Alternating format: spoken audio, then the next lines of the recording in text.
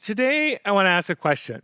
And the question is, can we have a double bottom line for tech?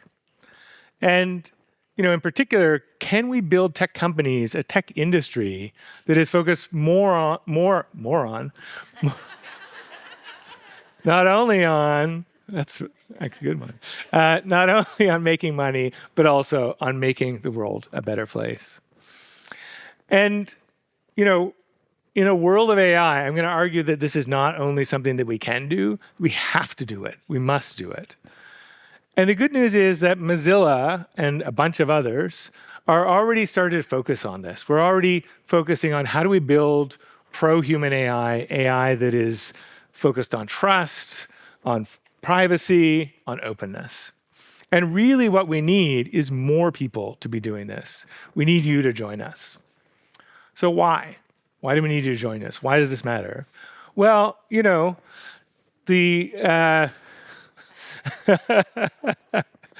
are a lot of great innovations in the tech world, things that I find incredibly delightful. But at the same time, the tech industry really is a dumpster fire, as we see in the world of AI slop that is growing around us.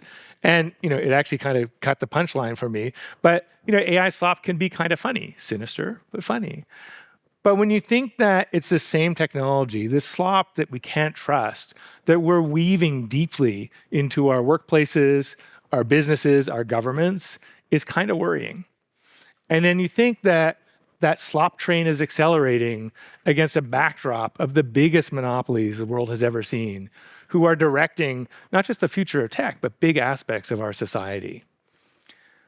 We can and must do better than this. We need to be able to build tech companies. We need to be able to have a tech industry that actually has human agency in mind, that has sharing the benefits with all of us in mind as we build tech.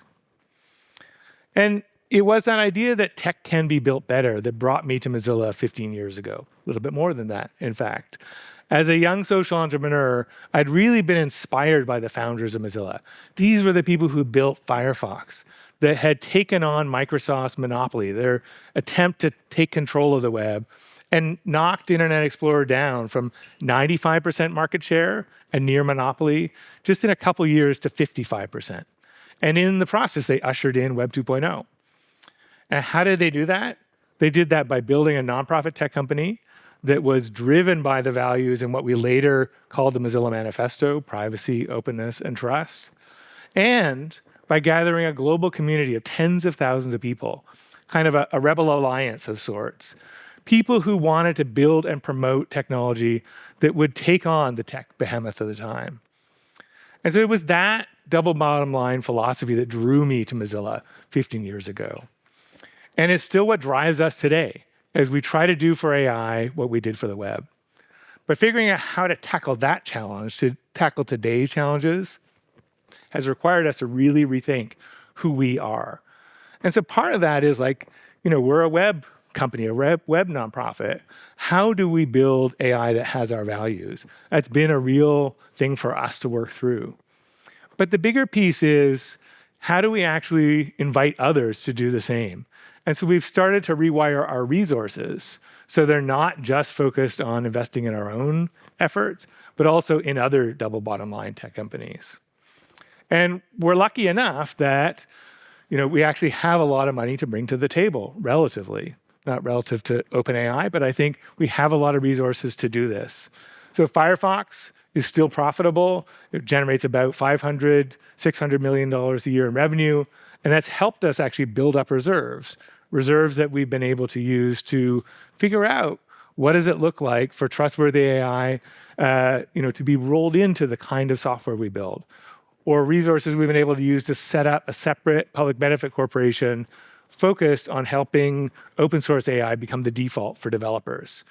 Or resources we've been able to put into our philanthropy that is backing artists and educators and activists who have a very different vision for AI. But it's also let us invest in others.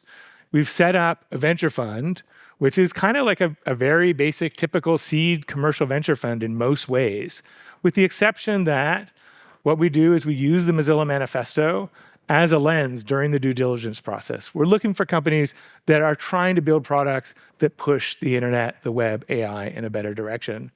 And then we memorialize the social ambitions of those companies in a side letter. And so the kind of companies that we started to work with are Flower AI, a German startup building a totally different architecture for AI that is privacy first and is decentralized in a way that relies less on data centers that suck a huge amount of energy. And when I think about Daniel, who's the founder, he's somebody who's totally Mozilla, totally value-driven, but also comes from this era. He's like a leading AI scientist. Or companies like Alapa, a Johannesburg-based company that builds AI in African languages. And there's more than 2,000 languages in Africa. It's the most linguistically diverse continent in the world. And it also means that AI models trained mostly in English or Chinese don't work well for African populations. And so Pelanomi, the CEO, is focused on building a company that's specifically about building AI that's for Africans by Africans. And then just one last example, we've invested in a bunch of AI governance companies like Credo AI here in the Bay Area. The founder, Navrina, she's an ex-Microsoft exec, very successful there. But she left because she believed that she needed a different kind of company if what she wanted to do was make AI governance work and make sure that AI worked in line with human intentions. So we have, through Mozilla Ventures, invested in 50 companies so far that have this double bottom line philosophy, that are trying to bend tech in another direction. And in addition to our own core portfolio, this is going to be a central part of our strategy going forward. And the reason is we need a Rebel Alliance to bend tech in a better direction. And it's really important that we do that because big tech, the mainstream of tech, is wired to harvest our creativity, to harvest our data, to harvest our money, and only to benefit a few people. We can and must build a different kind of tech industry that has humans in mind and that shares the wealth with all of us. And actually, I believe we can do that if we have a different economic model, if we have a double bottom line, if we build double bottom line tech companies, if we invest using a double bottom line lens, and we invite others to do the same.